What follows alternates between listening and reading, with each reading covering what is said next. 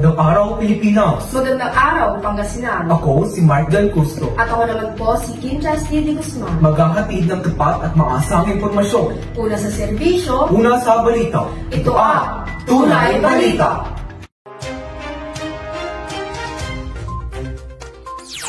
Lalaki sa India, muntik makabait ng buhay. Sara Duterte, naglabas ng galit laban sa pamilyang Marcos. Pamimigay ni permissions ng educational assistance, dinagsa ng mga college students sa probinsya ng Pangasinan. Pag-perform ni Bruno Mars at Rosé ng kanilang hit song na Apatu sa 2024 Mama Awards, nakahakot ng iba't ibang reaksyon. Lalaki sa India, muntik makamit ng buhay. Para sa mga karagdagang impormasyon, narito si Jazel Renegado. Muntik makremate ng buhay ang isang lalaki sa India. Ayon sa mga otoridad, nagising ang lalaki nung inilagay ang kanyang katawan sa cremation fire. Matapos siyang manatili ng halos 3 oras sa loob ng freezer. Naisugod pa ito sa ospital, ngunit binawian din ng buhay. Jazel Renegado, nagbabalita. Sara Duterte, naglabas ng galit laban sa pamilyang Marcos.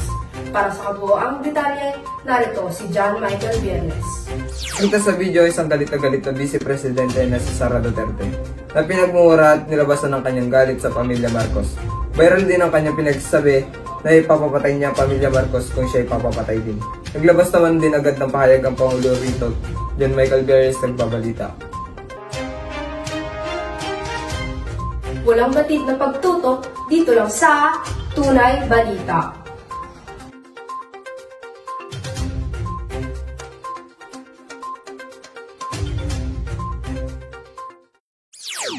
Nagpapanik ka ba habang may lindol? Narito ang 3H para sa'yo. Bago ang lindol, hanapin at isecure ang mahalagang gamit. Habang may lindol, huminahon at gawin ang duck, cover and hold. Pagkatapos ng lindol, huwag pumasok sa bahay at pumunta na lamang sa isang open space. Paalala, ang lindol ay maaaring mangyari kahit saan at kahit kailan. Tandaan, kung tayo laging handa, sakuna ay walang panama.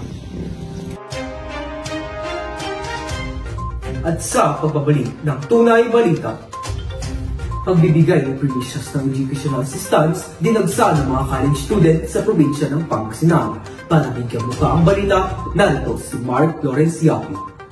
Nasa 2,148 estudyante ng kolehiyo ang tumanggap ng tulong pinansyal para sa kanilang pag-aaral. Dahil sa tulong pinansyal na ito ay maraming kabataang nagsasabing malaking tulong na rin ito para sa kanilang gastusin sa pag-aaral. Mark Lawrence Yapi, nagbabalita. Pag-perform ni Bruno Mars at Rosé ng kanilang hit song na Apatu sa 2024 Mama Awards, nakahakot ng iba't ibang reaksyon. At yan ang tinutukan ni Brandon Travis. Ang performance ni Bruno Mars at Rosé sa kanilang hit song na Apatu sa Mama Awards ay nauwi lang sa pagka-disappoint ng ibang fans dahil ito'y naganap sa ibang lugar na hiwalay kung asan ginanap ang awarding. Kaya't maraming nagsasabi na ang kanilang performance ay pre-recorded lamang. Brandon Travis, nagbabalita.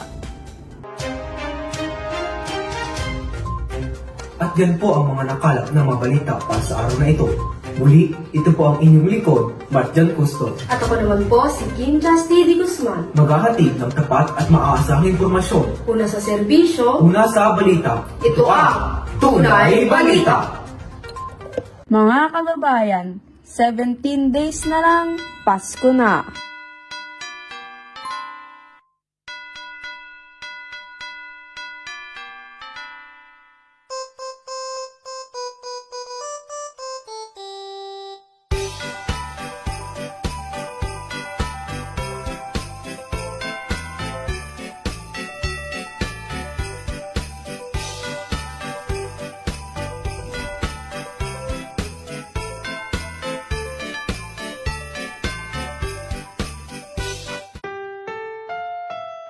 Ang susunod na programa ay rated PG.